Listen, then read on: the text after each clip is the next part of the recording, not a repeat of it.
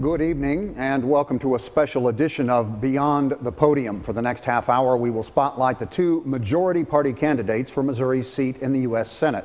We sat down with incumbent Democrat Claire McCaskill and Republican challenger Josh Hawley just over a week ago at their respective campaign headquarters to discuss the issues.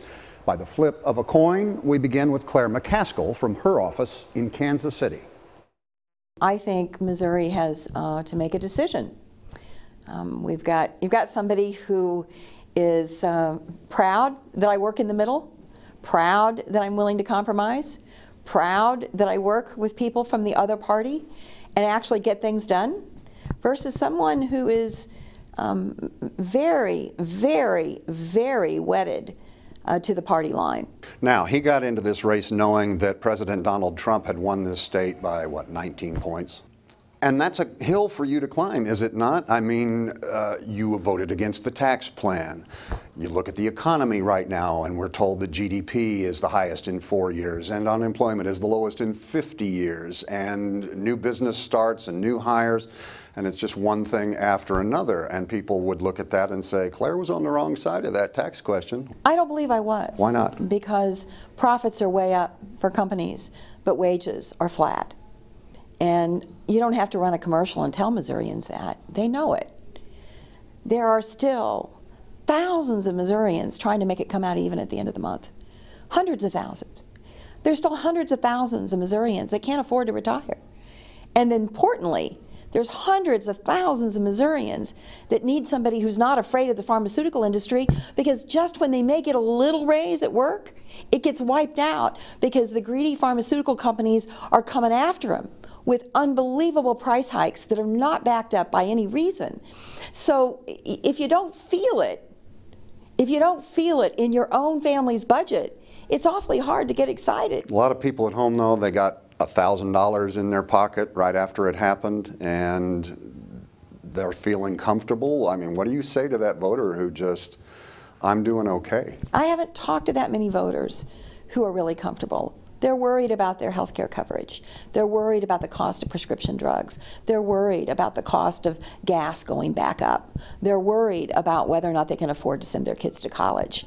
And here's the thing, there's no question that this has been a boon for the wealthy people in this country. The vast majority of the money has gone to stock buybacks, not to increasing wages for workers. And Missouri just spoke with a very loud voice about workers' rights. They defeated right to work by a 2-to-1 margin in August. You can win over the Make America Great Again voter? Well, there was a lot of voters that voted for Trump for a variety of reasons. And I get it. A lot of them were frustrated by their economics. A lot of them were frustrated by a Washington that they didn't think was listening to them. They wanted some dramatic change. I get that. But now what we're seeing is we've gotten so tribal. It's all about standing on opposite sides of the room like a food fight.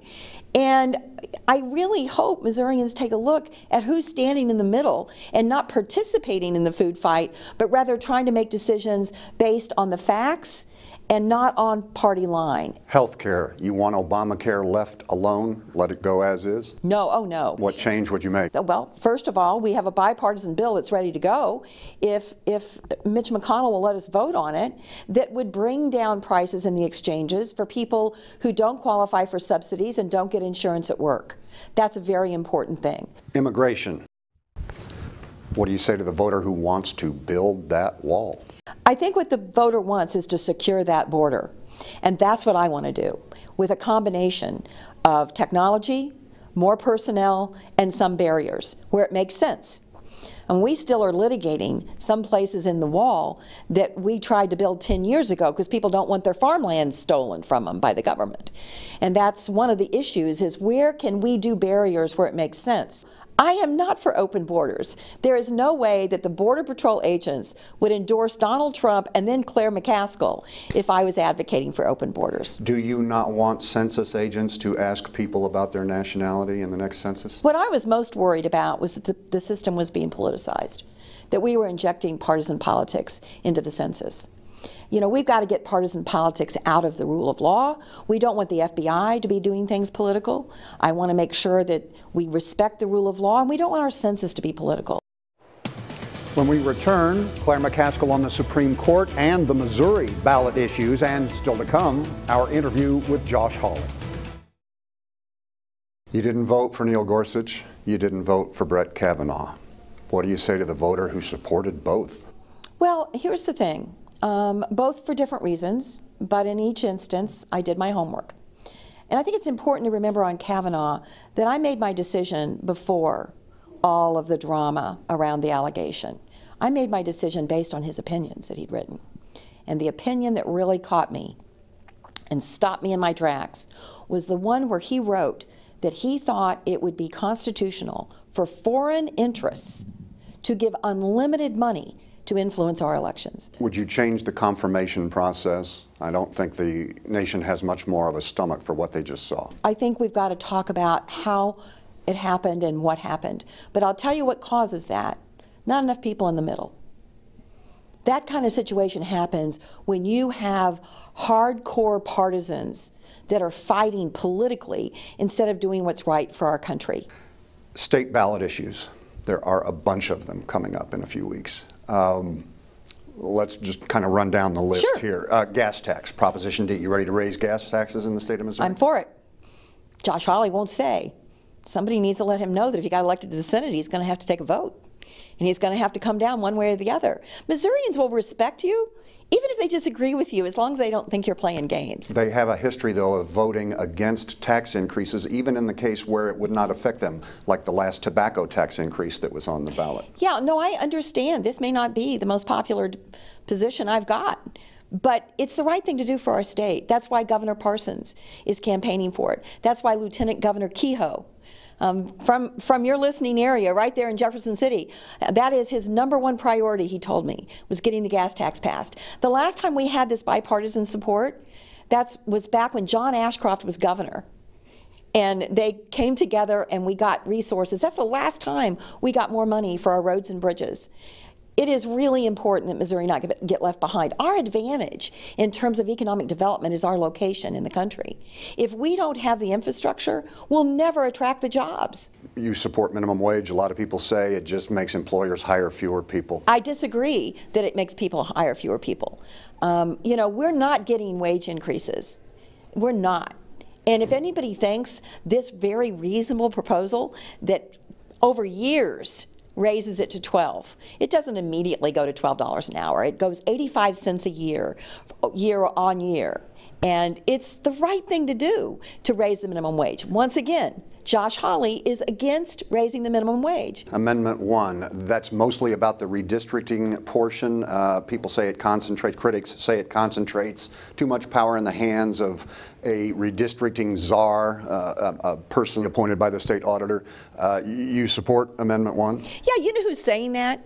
The politicians who control it now. They want to draw their own lines. They want to protect their rear ends. They are, and I would say that that's not the most important part of clean. You know what the most important part of clean is? Finally telling the lobbyists they can't buy off legislators in Jeff City. We have a law in Washington. Lobbyists can't buy us anything. Nothing. This handing out of gifts and football tickets and baseball tickets by lobbyists to legislators in Jefferson City, I think that's the most important. The ethics part of clean is the most important. And finally, marijuana. We got 3, 2 of them are constitutional, 1 of them statutory.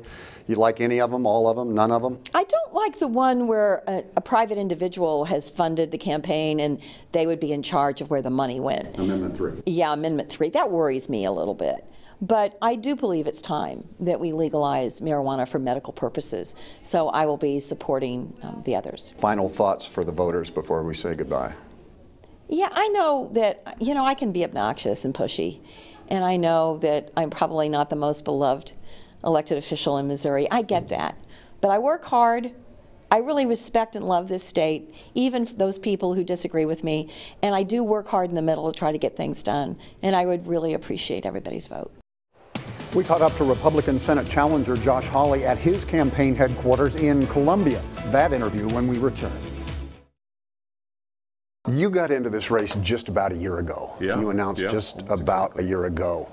What did you think it was going to be then? What do you think it has become? And is there much of a difference? Well, I thought it was going to be about a chance to save this country, and that we have got to save this country because time is running out, that the stakes were high. It's why I decided to run in the first place. The stakes are incredibly high. We've got the United States Supreme Court on the line. We've got the future of our way of life on the line, and that's exactly what the race has ended up being about. I mean, I think the stakes have ended up even higher than I thought, and now we have to decide on November 6th. You had another job. You had just taken that job. You were recruited, yes, for this by people like Mitch McConnell, by people like President Trump.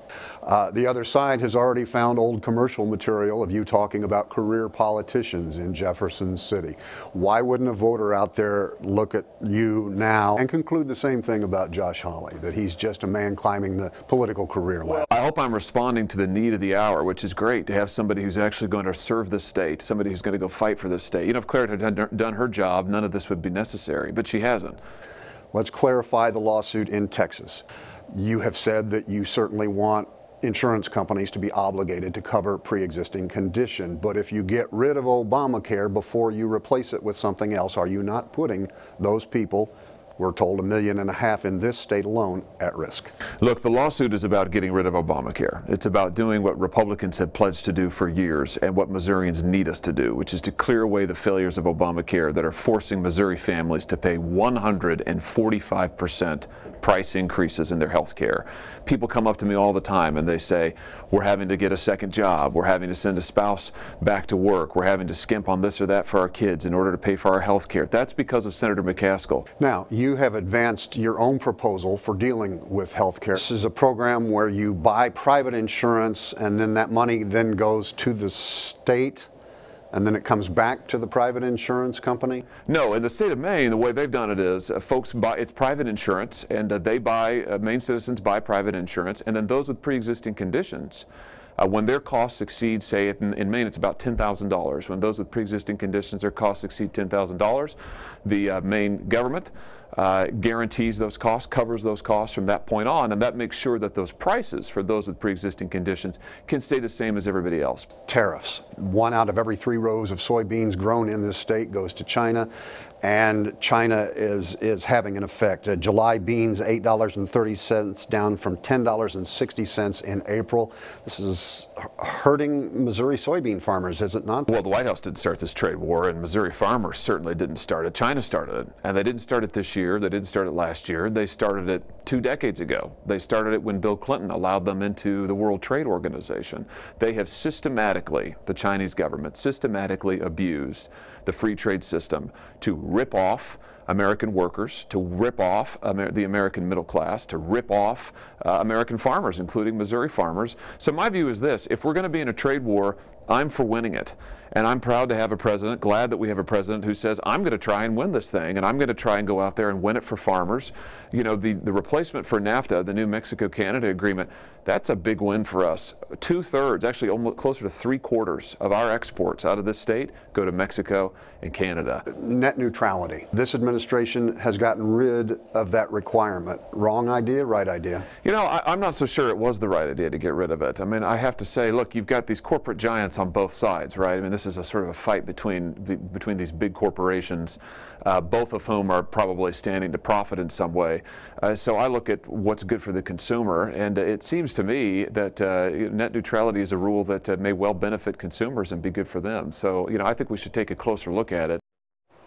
More from Josh Hawley, including those state ballot issues, after this break.